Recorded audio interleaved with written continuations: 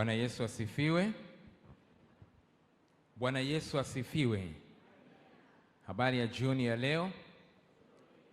Karibuni sana waabudu wote katika ibada ya jioni hii ya leo. Nimefurahi kuabudu nanyi katika Jumatano ya leo hapa kanisani Mwenge.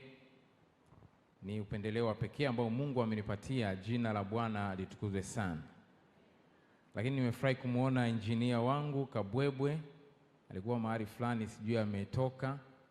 Basi Mungu ambariki. Ndio nikakumbuka ya kwamba na yeye ni mshiriki wa hapa Mwenge.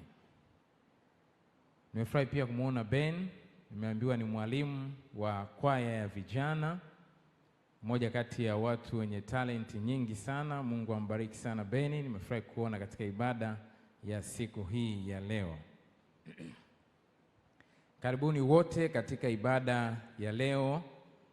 Kama ambavyo tunafahamu ya kwamba ibada inahusisha maombi, ibada inahusisha uimbaji, lakini pia ibada inahusisha matoleo. Ndio maana kuna sanduku hapa la matoleo, na ibada inahusisha pia neno la Mungu. Tunapokuja mbele za Mungu kumuomba, Mungu ana neno la kuzungumza nasi, na hiyo ndio ibada iliyokamilika.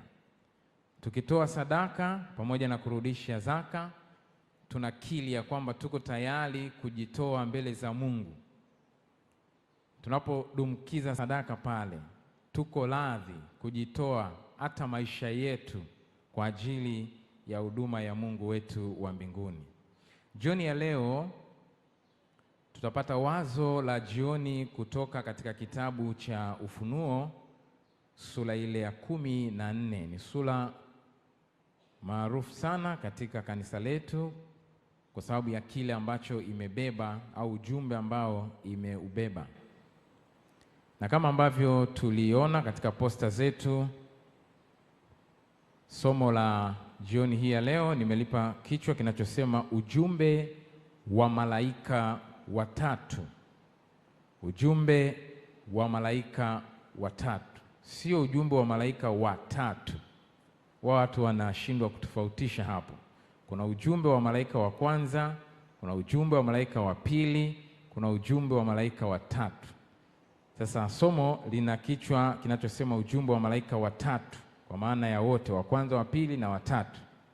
Japo kwa sehemu kidogo tutagusia ujumbe wa malaika wa kwanza kama wazo letu la siku hii ya leo.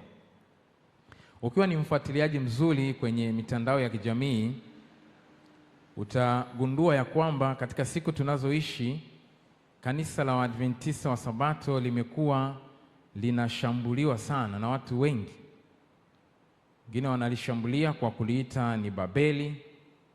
Wengine wanashambulia kwa kusema kwamba kanisa limeasi. Wengine wanasema kanisa limeacha misingi yake, na mambo mengi nadhani mnayasikia kila kukicha katika mitandao. Watu wanashambulia uongozi wa kanisa, wanashambulia kanisa kama mfumo, as a system. Na ukiona vita inapigwa kwa viongozi, ufahamu ya kwamba wewe ambaye ni mshiriki, ambaye si kiongozi, au mimi ambaye si kiongozi, na mimi pia ninashambuliwa. Kwa sababu shetani anajua akipiga uongozi atakuwa amepiga wengine huko. Ndio maana hata Yesu alisema tuombe kwa ajili ya viongozi wetu. Haleluya. Kwa hiyo leo tunaona mashambulizi mengi ambayo yanakuja kwa kanisa, na wengine wanasema kwamba kanisa hili limeanguka. Ni moja kati ya makanisa yaliyoanguka. Nilikuwa nafuatilia ujumbe wa Pastor Mdambi, nadhani ni Jumatano iliyopita, aliongea vizuri kabisa hapa Mwenge, hapa katika mimbali hii. Anasema kanisa la Mungu haliwezi kuanguka. Haleluya. Huo ndio ukweli ya kwamba kanisa hili haliwezi kuanguka. Huo ndio ukweli wa kibiblia. Kwa nini? Kwa sababu ni kanisa la Mungu. Yaani sababu moja tu, kwamba ni kanisa la Mungu. Kama vile Mungu ambavyo hawezi kushindwa au Mungu hawezi kuanguka, vivyo hivyo na mambo yake yote aliyoyaanzisha, kanisa lake pamoja na mipango na makusudi yake yote hayawezi kuzuiliwa na kiumbe awaye yote. Haleluya. Hata shetani mwenyewe hawezi kuzuia mipango mitakatifu ya Mungu.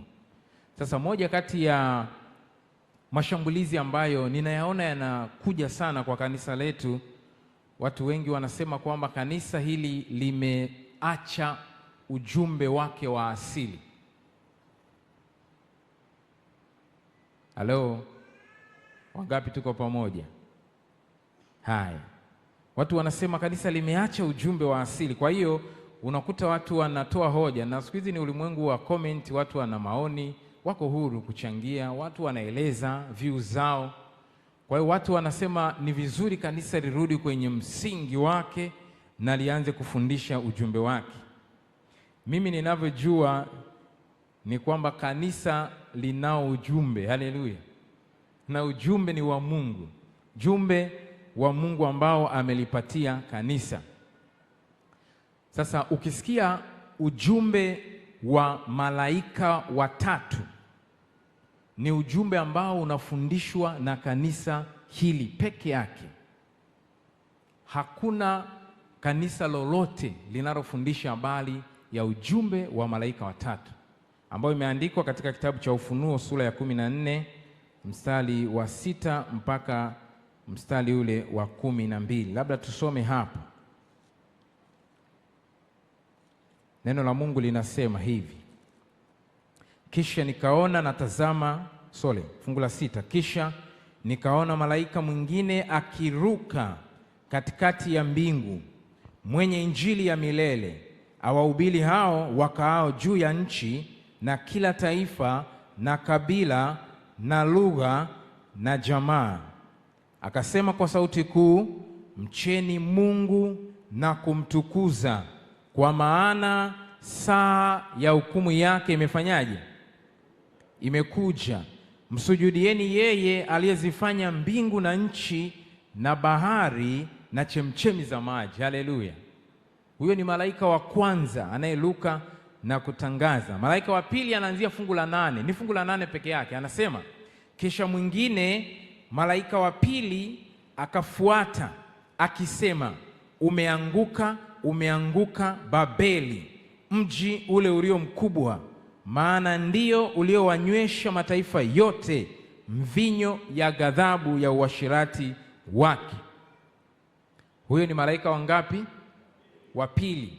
Sikiliza malaika wa tatu, fungu la 9 mpaka 12, anasema, na mwingine malaika wa tatu akawafuata akisema kwa sauti kuu, mtu awaye yote akimsujudu huyo mnyama na sanamu yake na kuipokea chapa katika kipaji cha uso wake au katika mkono wake, yeye naye atakunywa katika mvinyo ya ghadhabu ya Mungu iliyotengenezwa pasipo kuchanganywa na maji, katika kikombe cha hasira yake, naye atateswa kwa moto na kiberiti mbele ya malaika watakatifu na mbele ya Mwana-Kondoo, na moshi wa maumivu yao hupanda juu hata milele na milele, wala hawana raha mchana wala usiku, hao wamsujuduo huyo mnyama na sanamu yake, na kila aipokeaye chapa ya jina lake.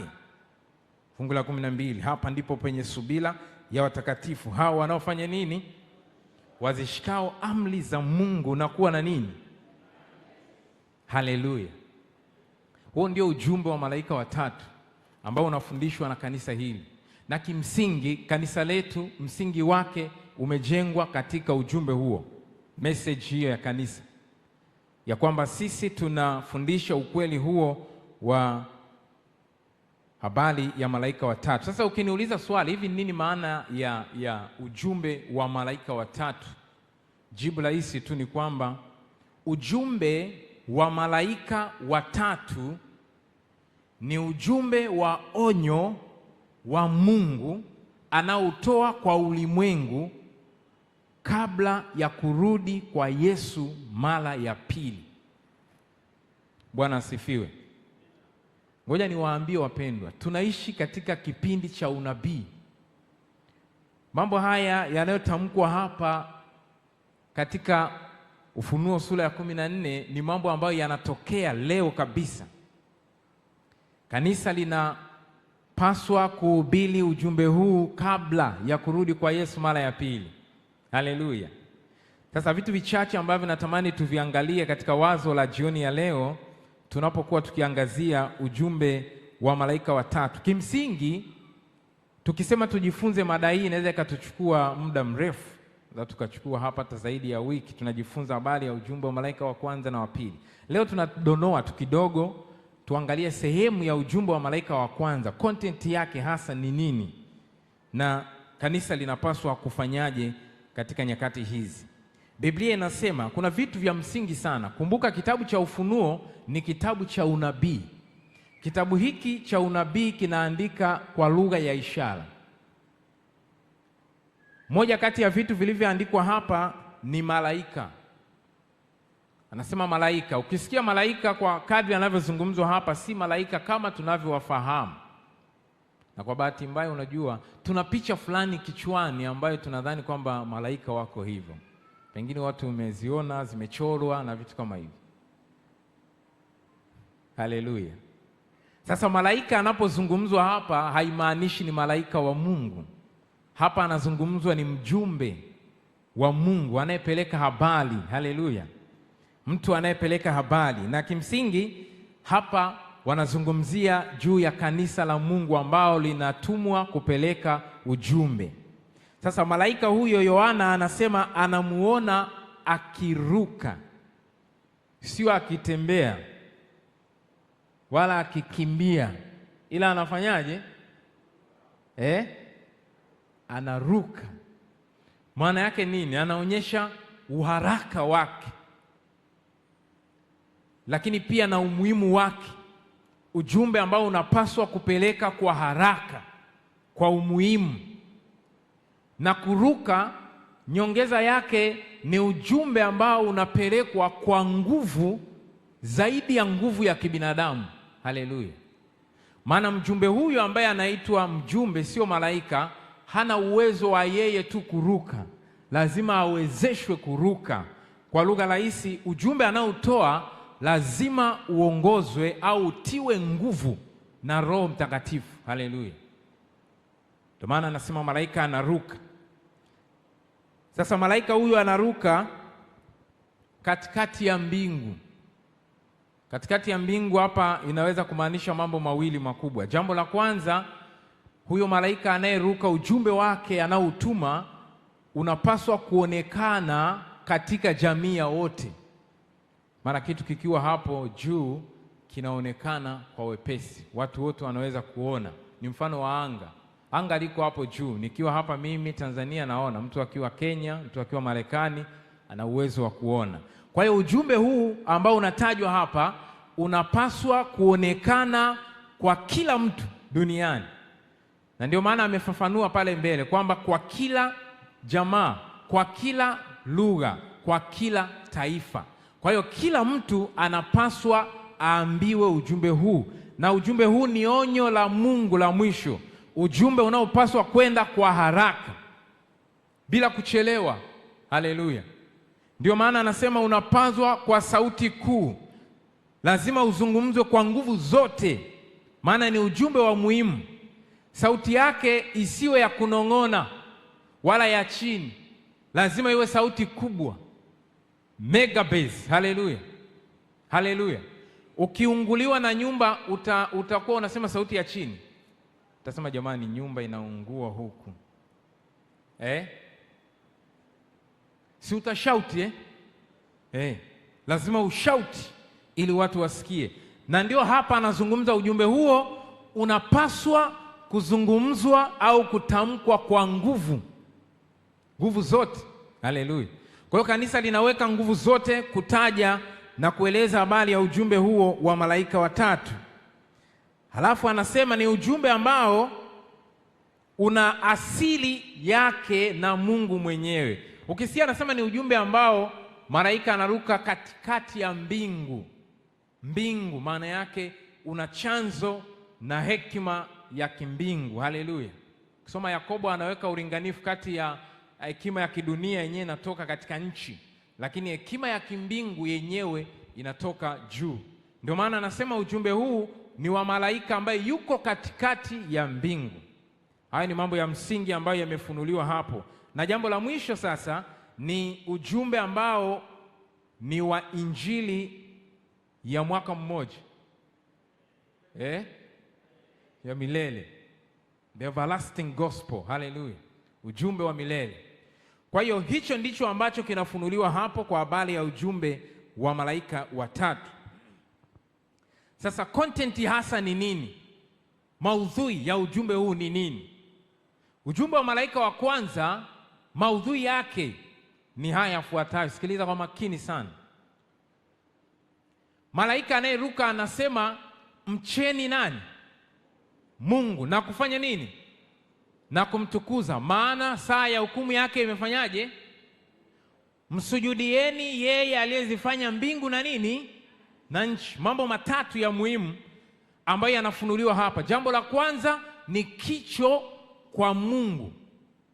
Jambo la pili ni utukufu kwa Mungu, na jambo la tatu ni ibada kwa nani?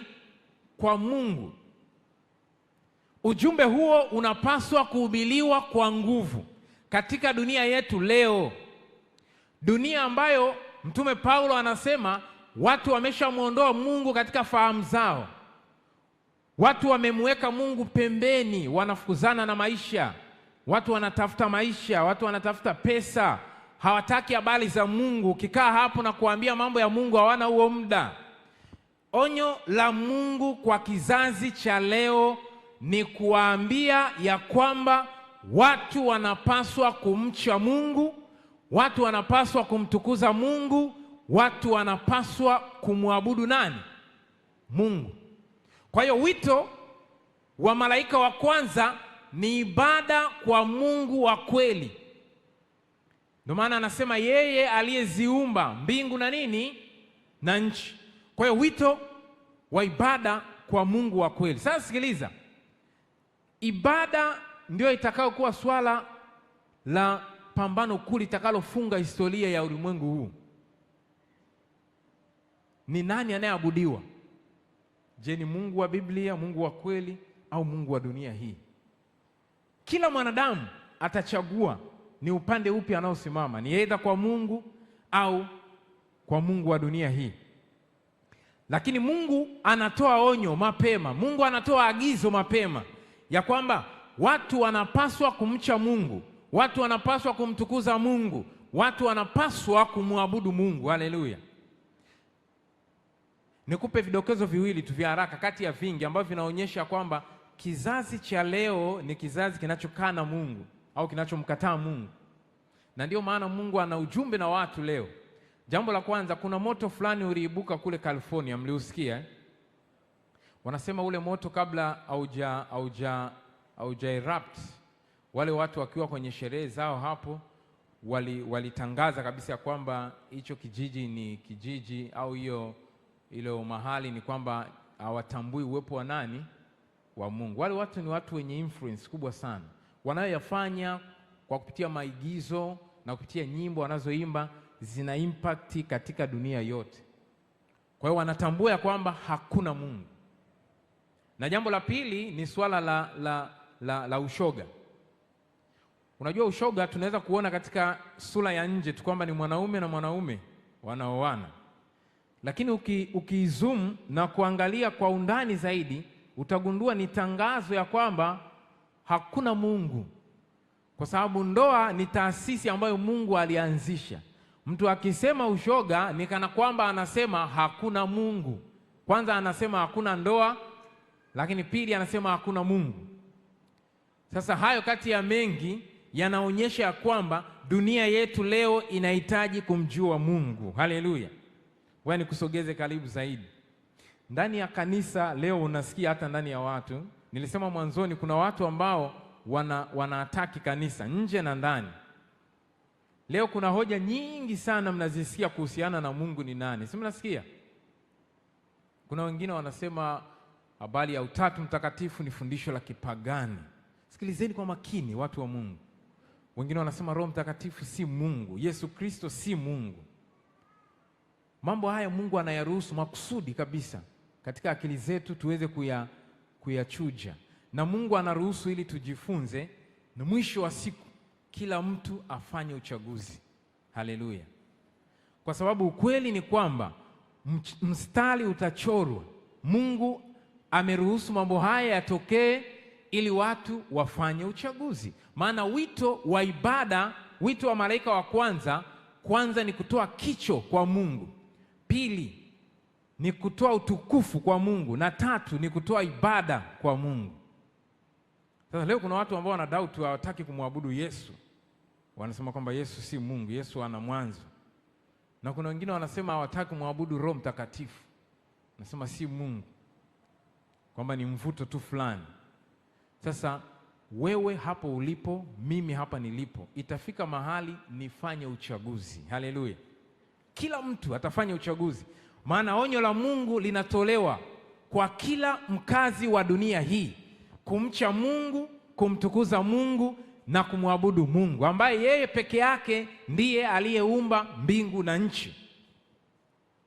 Na ndio maana sasa utafahamu na kugundua ya kwamba katika kizazi chetu leo Mungu ana ujumbe. Ngoja nikusomee nukuu ya Ellen G. White katika kitabu cha Testimony for the Church, gombo la 5 au shuhuda kwa kanisa, ukurasa wa 693. Nabii wa Mungu anasema hivi: kanisa lina ujumbe ambao linapaswa kuupeleka ulimwenguni. Ni jukumu kwa watu wa kizazi hiki ambao wanawajibika kwa ukweli ambao kizazi kilichopita hakikuwajibika. Kwa hiyo tuna wajibu wa kupeleka ujumbe ambao kizazi kilichopita hakikupeleka. Wewe niwaambie, tuko kwenye kizazi kipya. Haleluya. Wale wazee wetu wa zamani, wazee ambao sasa umri umeenda, lazima tukubali kwamba tuko kwenye kizazi kingine kabisa, tofauti kabisa na kile cha nyuma. Na hiki kizazi ambacho kimerapti miaka hivi karibuni baada ya pandemic ya COVID ni kipya kabisa. Na Mungu ana ujumbe na watu wa kizazi hiki. Ana ujumbe mahususi kabisa. Nabii anasema katika kitabu kingine kinaitwa Christ Object Lesson, maisha ya vielezo vya ushindi, ukurasa wa 127, anasema katika kila kizazi kuna maendeleo mapya ya ukweli. Haleluya. In every age there is a new development of truth. Haleluya. Swali la kujiuliza, katika kizazi hiki ni ukweli gani ambao Mungu anautuma kwa watu? Kila kizazi kuna maendeleo mapya ya ukweli. Anasema ni ujumbe wa Mungu kwa watu wa kizazi hicho. Kweli za zamani zote ni muhimu. Ukweli mpya haujitegemei mbali na ule wa zamani, lakini unaufunua ule wa zamani.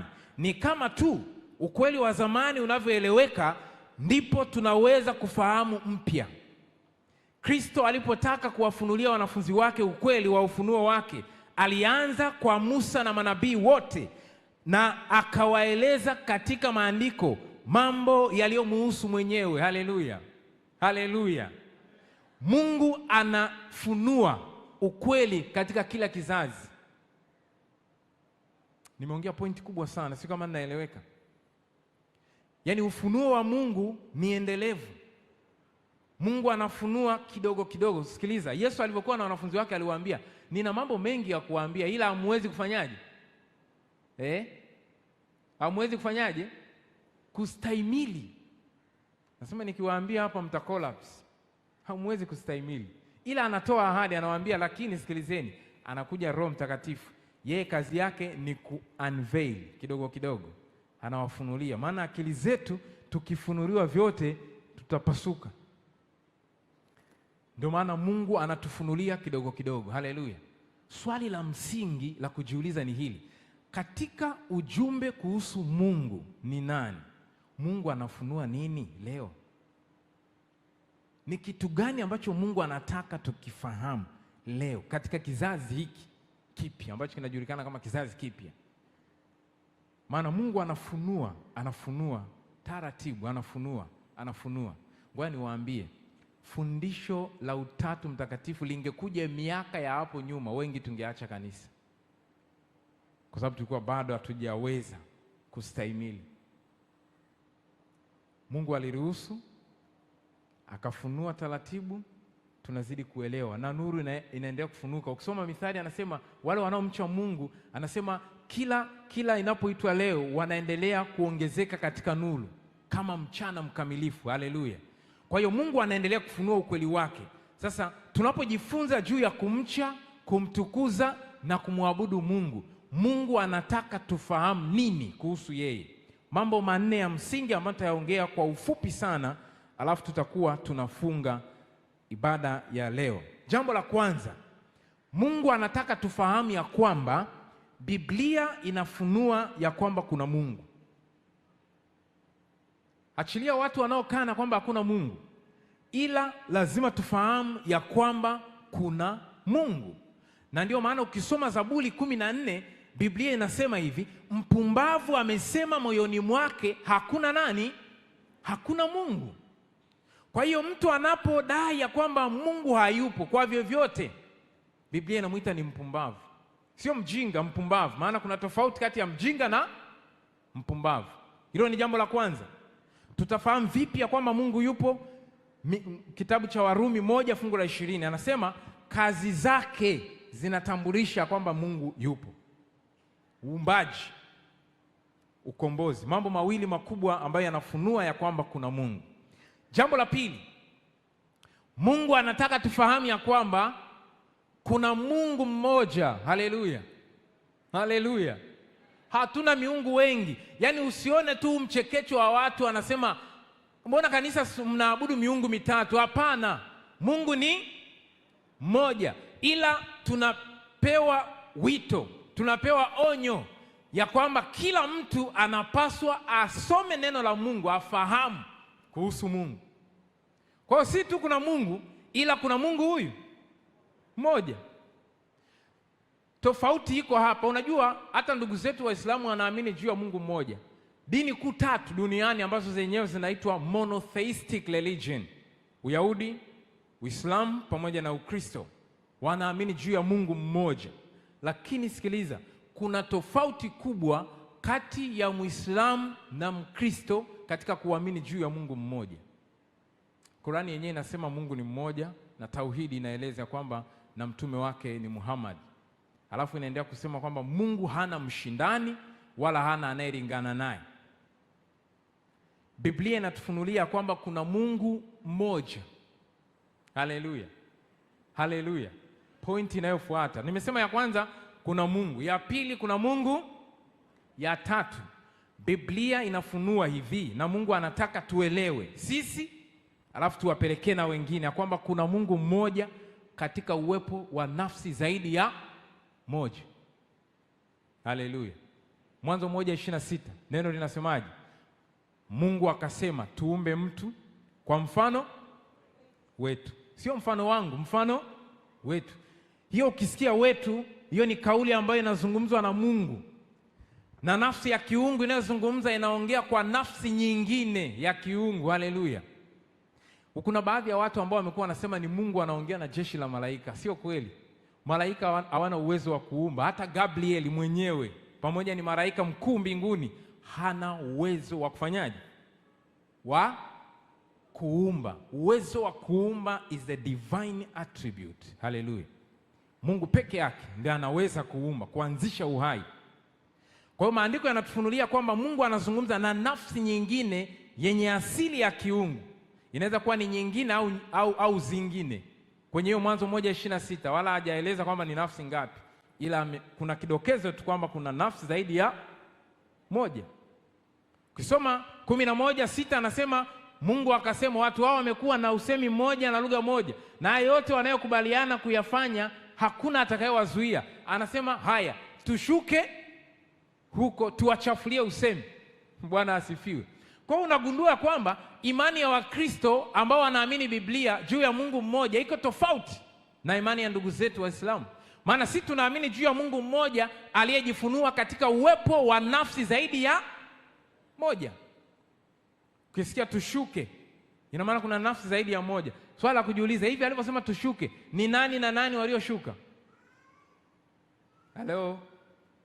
Ni nani na nani? Maana ni zaidi ya mmoja, si ndio? Tushuke. Isaya 6:8 anasema Bwana Mungu akasema ni mtume nani, naye ni nani atakayeenda kwa ajili yetu? sio kwa ajili yangu, kwa ajili yetu. Sasa kama nilivyosema kwamba ufunuo wa Mungu ni endelevu, Agano la Kale lote hutapata ametaja nafsi tatu, ila utaona tu vidokezo vinavyoonyesha ndani ya Mungu kuna nafsi zaidi ya moja. Maana yake ni nini? Mungu anatutaka tunaposoma neno lake tunasoma huku kidogo na huku kidogo na huku. Haleluya! Ukija Agano Jipya, the ultimate revelation of God is Jesus Christ. Ufunuo halisi wa Mungu ni Yesu Kristo. Na Yesu kwa sababu ndiye ufunuo halisi wa Mungu, yeye ndiye anayeweza kutuambia ndani ya uungu kuna nafsi ngapi. Alitamka mwenyewe.